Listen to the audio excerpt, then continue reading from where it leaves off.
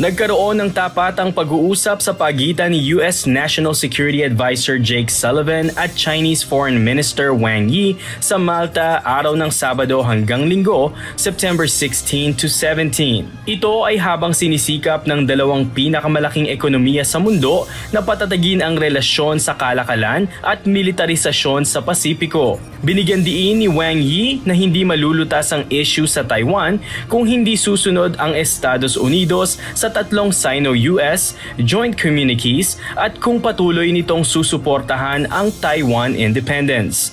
Gayunman, ipinahayag ng Estados Unidos ang kahalagahan ng kapayapaan at katatagan sa buong Taiwan Strait. Tinalakay rin ng dalawang panig ang mga pangunahing issue sa bilateral na relasyon ng US-China, pandaigdigan at panrehiyong issue sa seguridad at ang digmaan ng Russia laban sa Ukraine. Nangako naman ang US at China na pananatilihin ang strategic channel ng komunikasyon at itutuloy ang karagdagang mataas na antas ng pakikipag-ugnayan. Gayun din ang mga konsultasyon sa mga key areas sa pagitan ng Estados Unidos at People's Republic of China sa mga darating na buwan. Justin Masakayan, UNTV News and Rescue. Diyos ang aming sandigan, serbisyo publiko ang aming pinahahalagahan.